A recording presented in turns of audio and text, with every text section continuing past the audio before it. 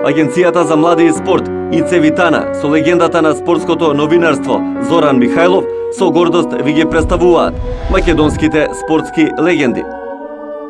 Нема да кажам ништо ново ако кажам дека е Битола извор на таленти. Битолското поднебје даде многу фудбалери кои го афирмираа градот, посебно Пелистер, потоа Македонија, во минатото Југославија и замина пошироко со таа афирмација во Европа и во светот. Еден од тие големи битолски таленти беше и Драган Канатларовски, популарно наречен Цапар, кој својата кариера ја почна токму таму во Битола, но не во Пелистер, во Транскоп, и стигна до меѓународна афирмација, меѓународни настапи, стигна до репрезентацијата на Југославија, потоа репрезентацијата на Македонија и неговата кариера потоа продолжи како играч во странство, во Шпанија и Турција.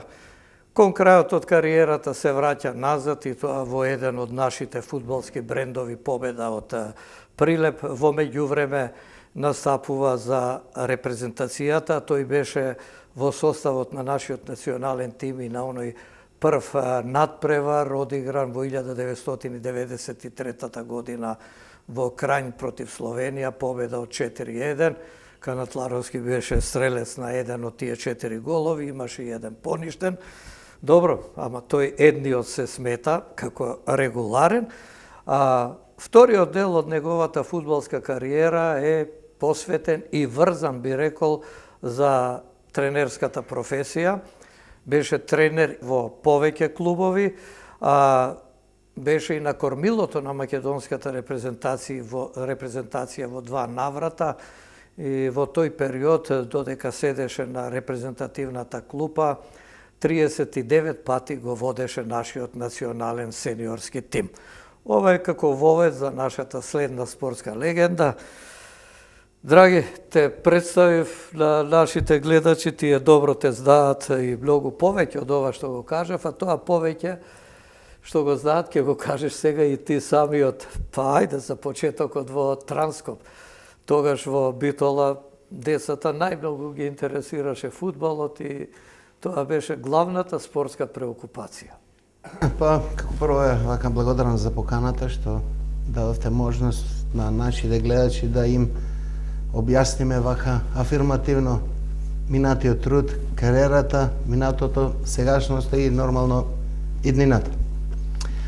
Како и секое дете, така и јас, кој е талентирано, кој е во тоа време, бидејќи единствена, она што е, како да кажеме, играчка не беше топката. Друго и буквално да немавме, растевме во тие услови, како и 90% од младите деца. Така сон и желба на сите ние кои бевме од битолскиот крај беше да еден ден настапиме за ФК Пелистер. Тоа беше сон на секој нас кој од мали нозе одеше на градскиот стадион под Тумбекав и сонуваше тој сон. Ете, за разлика од многуми, на мене тој сон не ми се оствари. Иако до доаѓањето до Пелистер навистина поминав низ еден многу тежок период, една селекција која беше многу тешка, бидејќи во тоа време од толку млади да излезат само неколку и да влезат во првиот тим, каде што имаше безброј таленти, безброј квалитетни фудбалери, така да ете јас имав таа среќа да бидам еден од нив. Уште како мали јас потекнувам од едно планинско село во подножјето на Пелистер, Цапари, и не ми беше тешко прекарот Цапар. И не ми беше ништо тешко ни мачно да патувам секојдневно да би на време стигнал на тренинг и така еден ден јас како играч во помладокот на Пелистер закаснив на еден тренинг, меѓутоа не по моја вина, едноставно тогаш се правеше селекција која требаше да оди на турнир во Белград и ја закаснив и во тоа време тренерот и професорот така одлучил да едноставно еден играч помалку му се остварил простор за земање на друг фудбалер, така да ми кажа дека несериозен, неозбилен и требаше да го напуштам онај такмичарски дел и кога ќе се вратат пак да почнам. И Тоа те погоди сигурно. Тоа ме погоди затоа што јас Не беше виновен за доцнење. Вината не може да биде, бидејќи јас уште од 2 километри пешачев за да стигнам на автобус и автобусот замина, не ме зеде. И едноставно пешки со трчање стигнав на тренинг, само што стигнав тие веќе почнати и не ме прими на тренинг, што можеби така требало да биде. Едноставно кај мене се јави еден нов мотив и отидов во конкурентскиот тим во Транскоп, бидејќи и Транскоп се такмичеше во Републичка лига во тој период, во младинскиот тим и напоредно играв и во Општинска лига, играв за селото. Така да обавезно во неделата играв 2 утакмици, 2 надпревари и ете така почна мојот прв чен Играше и за младинскиот и за сениорскиот тим на селото, да. Не, во селото. Во селото. Да. И така да беше многу тешко. Возрастни играчи, те малате, тепат. Меѓутоа ние не се плашевме, едноставно тоа беше причината која ми даваше уште поголема желба и мотив да истрајам во сето тоа. Да би по неколку години, односно во 79-та, 80-та година дебитирав за Транскоп, за првиот тим и наредната година, сега веќе покојниот Наум Бутевски, големо фудбалско име, голем тренер кој на овие простори остави големи траги, посебно во работата со тие млади категории, ме виде, ме препозна и веќе наредната сезона бев член на Пелистер, каде што останав до 85-та година, кога премина во дресот на Вардар. А за тоа време, играјќи за Пелистер, бележевме наистина големи резултати, добри игри, на задоволство на сите, стадионите полни беа, имаше задоволство кај гледачот, кај навивачот, доаѓа дури и по 200-300 гледачи доаѓа да го гледат нашиот тренинг.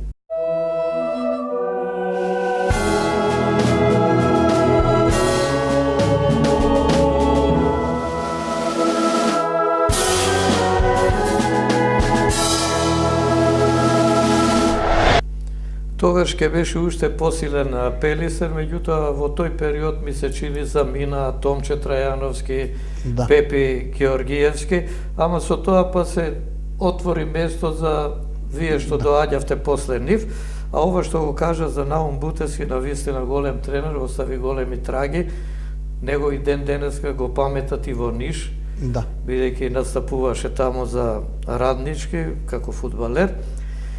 Сега ме интересира за тој период кога почна стандардно да играш во Пелистер за тие први години, да се подсетиш на некој надпревар, некое доживување и така, со кој најмногу сакаше да соработуваш во играта, тогаш имаш уште едно име кое не ја доживеа таа афирмација како ти, Китановски, меѓутоа беше добар фудбалер.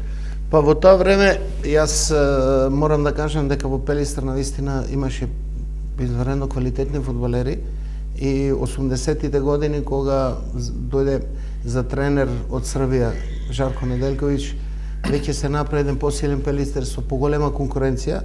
Во тој период Томче Трановски игравме само една година, а Пепи Георгиевски веќе претходно замина во ФК Вардар. Си отиде и Томче Трановски во Вардар, па истиот старт и почеток го доживеа и Тони Савески и тој си отиде и али веќе јас играв за Пелистер.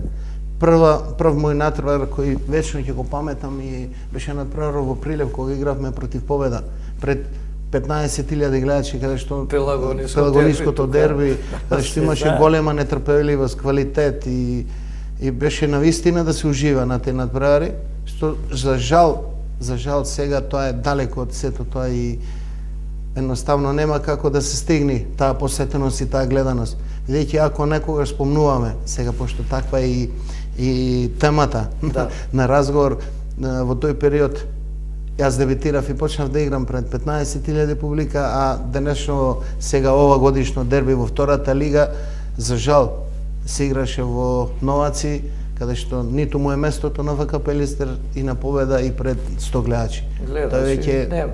Да, тоа веќе доволно одразува и покажува. Играл во Битола Пелистер, еве чекаме да се направи стадионот таму, би имало повторно публика или се зависи од резултатите?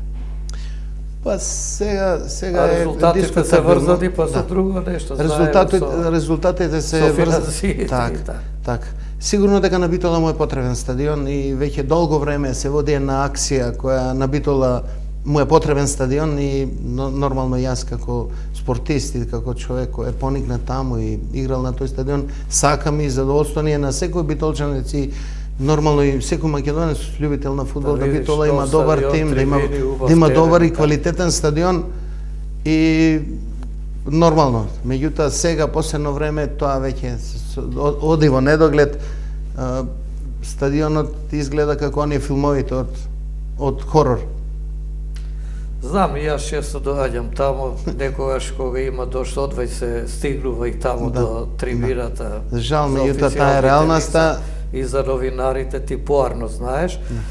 Сега, хајде тој прв надпревар 15.000 гледачи и стрчуваш на терен во дресот на Пелистер и тогаш ги носевте зелените дресови. Да, тоа е традиционалната зелено-бела боја на Победа во Пелистер. црвени беше тогаш или во бели, дека за и црвени. во бели да игра. Црвени како домаќини, баш и тогаш победа беше онај можеби најсилниот состав каде што игра Магдевски, Маневски, Глигоровски, Сусулевски, Рубин Ѓоргиевски, да не ги спомнувам другите, значи тоа беше еден состав голема почит и респект. И како изгледаше твоето деби во Пелистер? Па Се добро. уплаши публиката и така. Па, Или не обрнуваше внимание на тоа? не може на никој да му биде свеедно кога игра пред толку публика и сигурно треба да биде еден додатен мотив за секој фудбалер, поготоа ние кои бевме млади, тогаш и почнувавме во дресот за Пелистер, ние сонувавме, како што кажав на почеток, толку години да дочекаме еден ден да го носиме тој зелено-бел дрес и кога го имаш за себе чувството е прекрасно. И се бориш да го зачуваш. Нормално. А тоа значи да презентираш бидејќи големата конкуренција која посебно мене ме прати во мојата кариера, едноставно ми дава еден дополнителен мотив, дополнителен елан да играм уште повеќе, да работам уште повеќе, да се едноставно влезам 100% пред самиот надпревар и за време на надпреварот. И во Пелистер остануваш до 85-та година и доаѓа до разделба, тогаш желба на сите фудбалери од Македонија беше да заиграат за Вардар. Ми се чини дека во тој период, пред да дојдеш дури Вардар, за да не те загуби, да заминеш во друг клуб, имаше подпишано и преддоговор. Некој може би повеќе формален беше тој, меѓутоа да дојдеш во Вардар и ти го исполни ветувањето, дојде и заигра добро во Вардар и тоа во она шампионска генерација. Па сега за првите мигови во Вардар и за најубавите моменти во Скопскиот клуб. Па, како што кажавме претходно, јас во дресот на Пелистер уште во 82 година, кога влеговме во прва лига, односно во втора лига со ФК Пелистер, во бивша Југославија, веќе имав понуда од Вардар да дојдам, меѓутоа во тоа време и Кочо Димитровски, кој играше на мојата позиција, легенда на Вардар со толку надпревари, едноставно тимот не можеше да се замисли, а од друга страна па погрешно би било да дојдам, а да не играм, бидејќи тогаш бев во голем подем, а и во меѓувреме имаше и тогаш аматерска репрезентација на Југославија, каде што имам 14 настапи. Да, кога играш за втора лига, се води дека си аматер и играш за таа репрезентација. И ти одигра колку надпревари? 14. И имавме можност да бидеме видени од целокупната југословенска јавност, бидејќи тогаш во тоа време не беше како сега, со толку електронски медиуми, со толку телевизии, толку присутност на секој еден кој... Тогаш на самото место те гледа. Само на самото место и доколку оставиш печаток и така.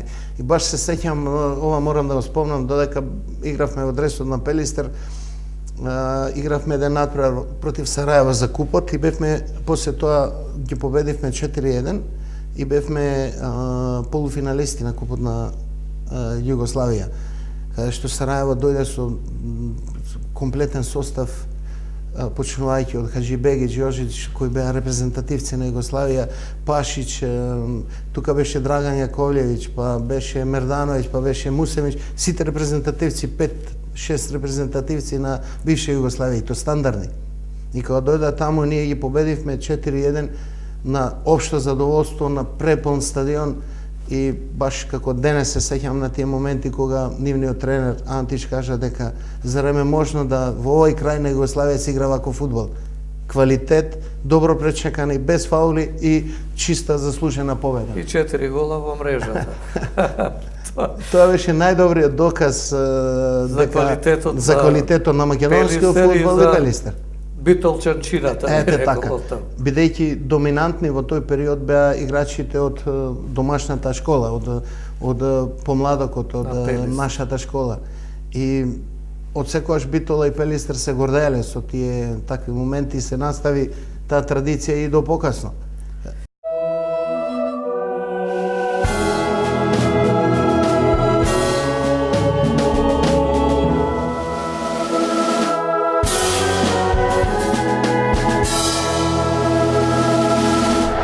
И сега доаѓаш во Вардар. Пред доаѓањето во Вардар, добро се сеќаваш, Зоки, ти беше присутен во сите моменти и дури во некои преговори кога требаше да дојдеме со Китановски тука, се појави интереси од неколку други клубови, меѓу кои беа големата четворка во тогашна Југославија: Црвена звезда, Хајдук, Партизан и Динамо. А исто така и Железничар Сараево, каде што тренерот Осим ме гледал во неколку надпревари за аматерска репрезентација и неговата желба бев јас да бидам на таа позиција. Во меѓувреме Вардар и Пелистер никако не најдоа договор да јас преминам од ФК Пелистер во Вардар. И последниот разговор кога дојда во Битола беше дека пропадна се и јас од неколку клубови избравме Црвена звезда и јас заминав за Белград во присуство на тогашниот фудбалер Рајковиќ, кој игравме заедно во Битола, и требаше да потпишам за Црвена звезда. Во меѓувреме се случуваат некои настани како на оние филмови режирани, да. На брзина. Доаѓа еден, тогаш се работеше како менаџер за Хајдук Сплит, Ташко од Ресен. И во истиот момент ми дава телефон, бидејќи тогаш јас готов бев и да потпишам договор, јас не го потпишав. Кога отидовме во хотел, остави се внатре, не отидовме на аеродром, дојде едно такси и заминав директно за Сплит. И другиот ден имаше големи наслови, надписи во штампата, во и во Хрватската, и па тоа беше све заедно, ама имаше и како што имавме ние тогаш, имавме други пишани медиуми, така и таму каде го нема, што се направи, што се случи, кога јас потпишав за Хајдук. Потпишав договор и од Сплит заедно отидовме Охрид со авионската линија, Сплит-Охрид, ме пречека, отидов Битола и одеднаш се појавија Филип Ѓучиновски, Ѓорѓа Николовски, кој Ѓорѓа председател, Филип Деса Рака. Да, се појавија во Битола и све се промени за 24 сата од моето одење потпишување во Сплит и нема одење надвор од Македонија, забрана, мораш во Вардар. И тогаш не знаев буквално ни што да правам и едноставно јас веќе зедов и пари, тогаш така се даваат тие пари, отидов дома и вели мора да потпишеш таму. Јас ги вратив парите и се размислав, пошто немаше друг избор, а веќе и по оценката на многу мина и мојата дека таа средина веќе ја надминав и дека штета ќе беше да останам тука. И мојот следен клуб беше Вардар. А тогаш и Кочо Димитровски ја заврши кариерата и постана тренер. Да. И во тој момент екипата предводеше Илија Димовски.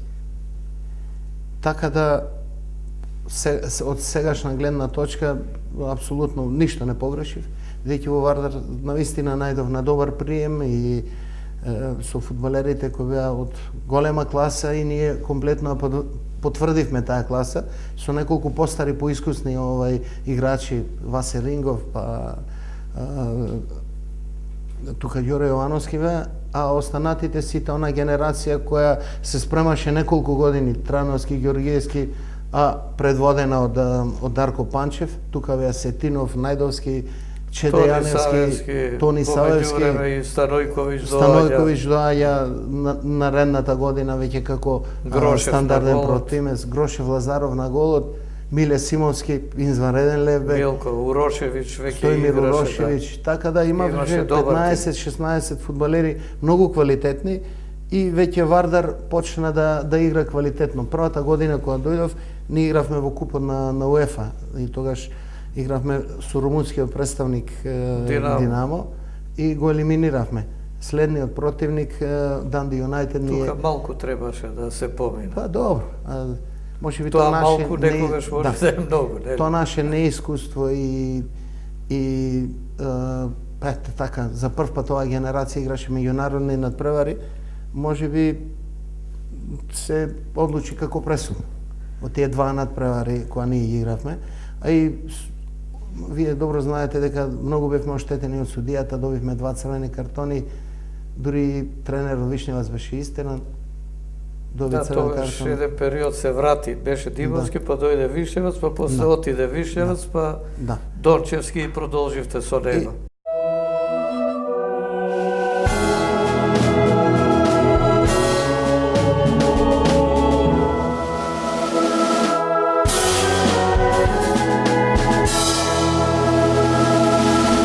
И во Вардар ние бележевме и навистина беше задоволство да се игра, бидејќи онај сиот наш талент Раскош се обедини, ние веќе бевме тим кој знаеше што сака, веќе тие предрасуди домашен терен и во гости веќе се надмина, едноставно почнавме да играме многу добро, бевме големи пријатели не само во теренот, него и надвор од теренот, што и ден денес, еве тоа се покажува и се дружиме, секогаш кога имаме слободна прилика и можност да се видиме, и едноставно тоа единство вроди во плод.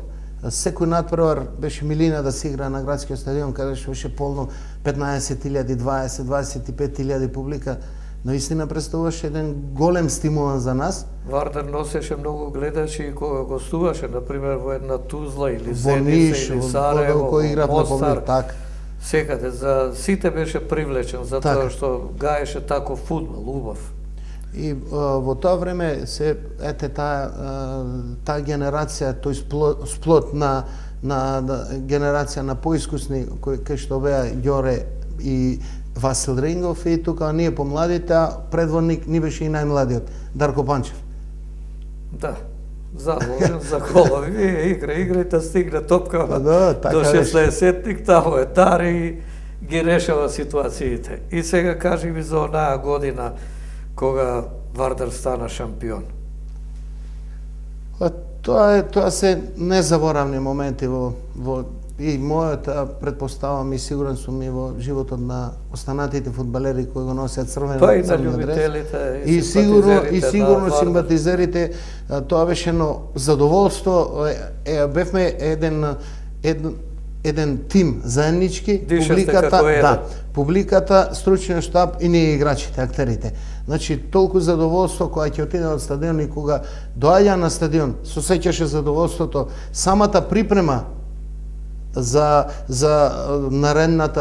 наредниот надпревар, самата подготовка кај публиката значеше задоволство, значеше присуство на тој терен, се купува блок карти, многу пати се бараше и карта повеќе за одредени надпревари кои ќе игравме на домашен терен.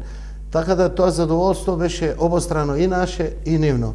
И навистина тие моменти беа за уживање. Во Вардар доживеа да ја освои со Вардар шампионската титула во поранешна Југославија и запишан си, би рекол, со златни букви во историјата на ФК Вардар и воопшто македонскиот фудбал, затоа што тој е пак синоним на македонскиот фудбал. Во Вардар остана уште 1 или 2 години и веќе сега чувствуваш дека и таа средина ја надминуваш и треба да продолжиш во нова средина и ти се остварува онаа желба што не ти се оствари неколку години пред тоа кога замина од Белград за Сплит, од Сплит Охрид, Битола, па дојде во Вардар, одиш во Црвена Звезда. Точно така. во тоа време имаше еден закон во Југославија кој беше не се дозволуваше на фудбалери додека не наполна 29 години Да се одат слезе надвор таа од граница државата, под да играат, 28 да направиш ангажман надвор од државата. Така да сите таа судбина деливме сите тие генерации наши и порано не можевме да одиме во странство. Јас одиграв и неколку надпревари за без селекцијата, да кажеме, да наречеме, на репрезентација на Југославија. Игравме против Русија, против Румунија, оние играчи кои се наметнуваа постојано со своите добри и квалитетни игри во своите тимови, а немаа можност да дебитираат во или да играат во А тимот. Во А репрезентацијата, која беше исто така беше силна на многу нивото квалитетна. Така, бидејќи нивото на тогашниот фудбал беше навистина на еден на едно равниште со врвните европски земји. И во Звезда одиш 1989-та, а веќе таму се Панчев и Најдовски. Илија веќе играше една година, Да. а Дарко во тој период исто потпиша заедно со Илија, меѓутоа Дарко, пошто немаше служено во Југословенската народна армија, Дарко одиде и во ист период заедно почнавме да играме за Црвена звезда. Меѓутоа, клучно и пресудно беше последниот надпревар кој го одигравме во Скопје, кога гостуваше Црвена звезда, и на тој надпревар јас веќе бев во Шпанија и веќе потпишав преддоговор баш со истиот клуб каде што покасно идов, Депортиво Ла Коруња. Да. И кога се вратив, Методија Спасовски, нашата легенда, исто така беше тренер и вели штета да не одиграш овој последен надпревар, да се опрости со публиката. Баш она народно, Методија, јас потпишав таму, стави некој кој ќе догоди на игра, ама убав амбиентот и толку ми требаше. Одигравме и тоа беше можеби и најдобар надпревар во дресот на Вардар, каде што постигнав гол и навистина играв многу добро. И на задоволство на сите ние го победивме тој надпревар 3-0 против Црвена звезда.